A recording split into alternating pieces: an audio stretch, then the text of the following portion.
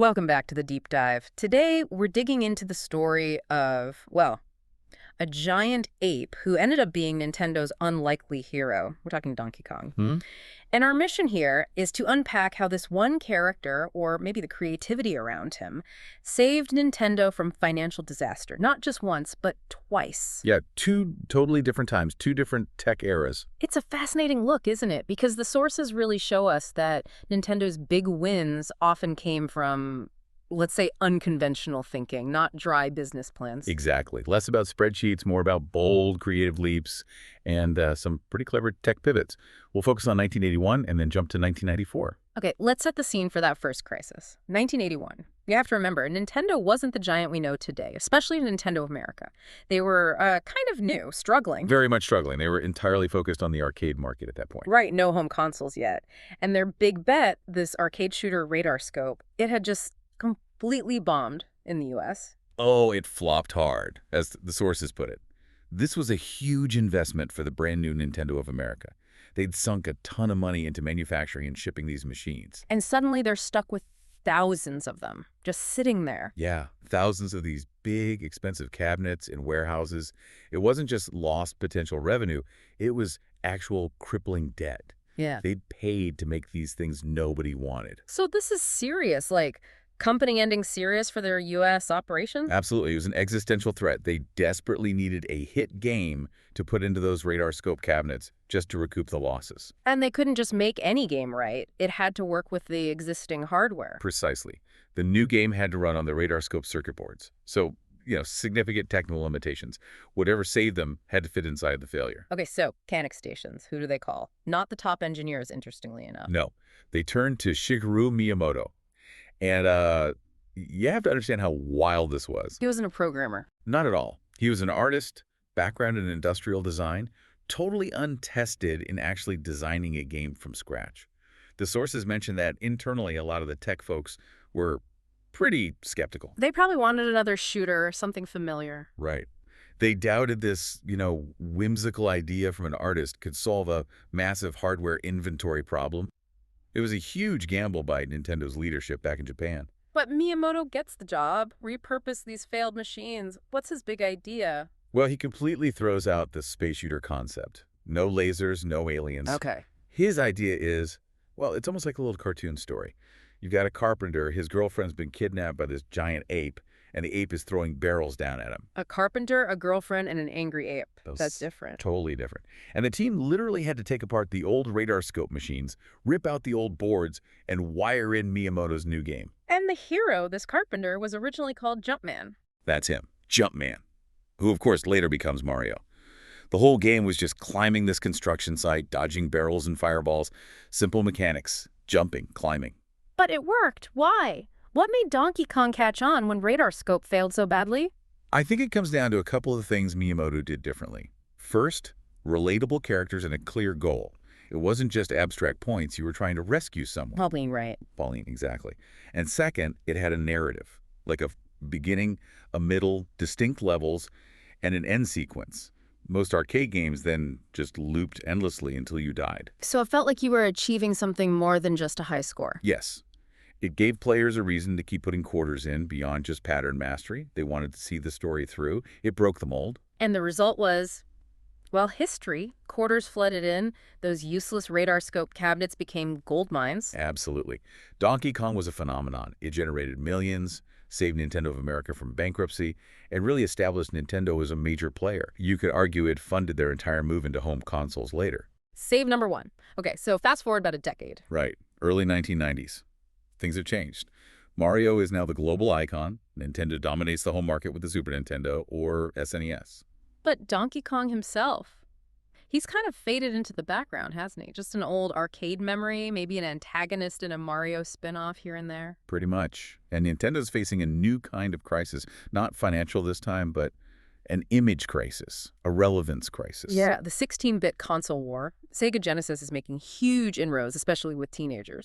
Sega's whole marketing strategy was built around being cool, edgy, faster.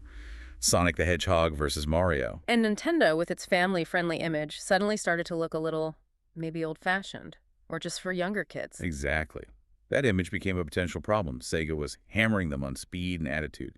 Nintendo needed something to prove the SNES was still powerful, still cutting edge, and could appeal to that older demographic too. They needed a technological showpiece, something visually stunning. But how do you do that on 16-bit hardware that's already a few years old? How do you make existing characters look futuristic? Well, the answer, amazingly, came from across the Atlantic. A small British studio called Rare. Rareware. Okay, now we're getting into the second act. Yeah, Rare was kind of obsessed with this new-ish technique, pre-rendered 3D graphics. Okay, let's break that down because pre-rendered sounds technical, but the effect was huge. This wasn't real-time 3D like we'd see later on the N64 or PlayStation. No, not at all. The SNES couldn't handle that. What Rare was doing was using incredibly expensive silicon graphics workstations, SGI machines. These were the same computers Hollywood was using for CGI in movies.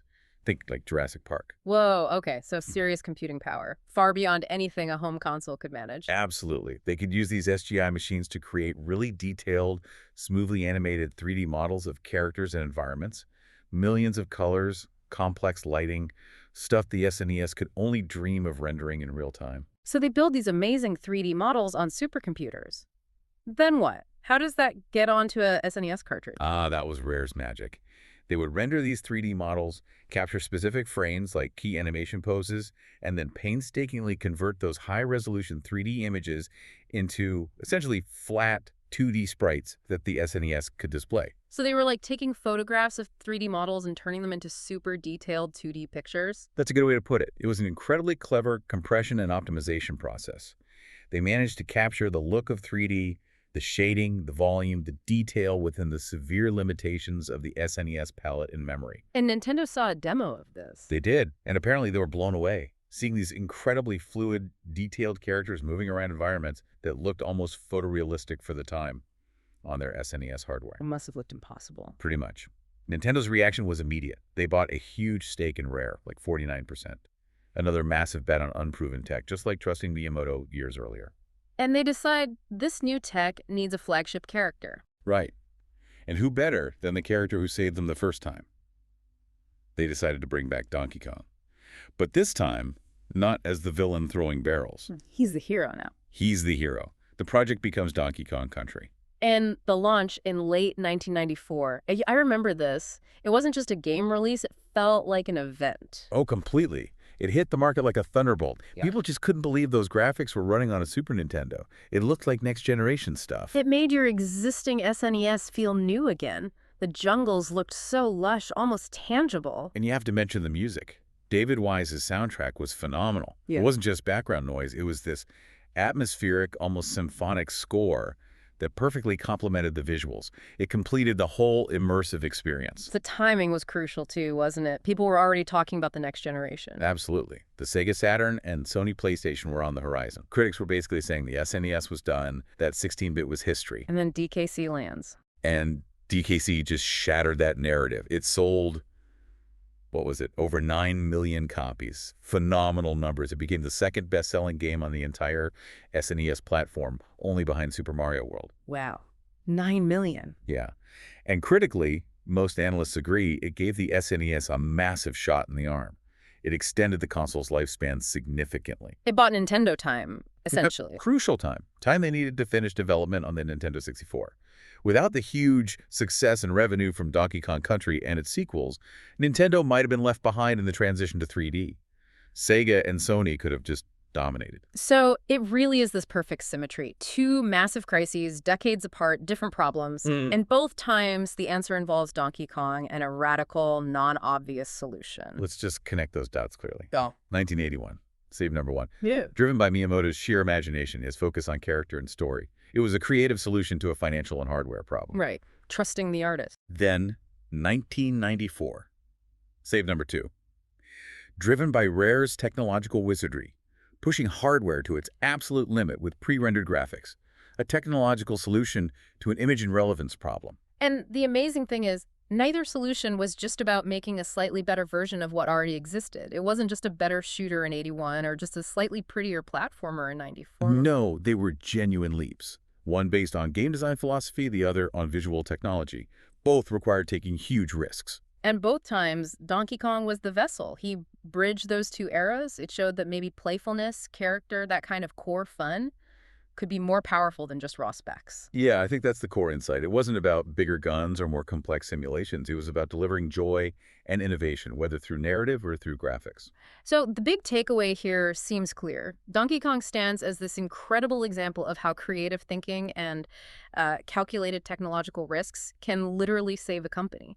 It's about the willingness to break the mold, to Hmm. pivot even when it seems counterintuitive. Which leaves us with a really interesting question for you, the listener, to think about.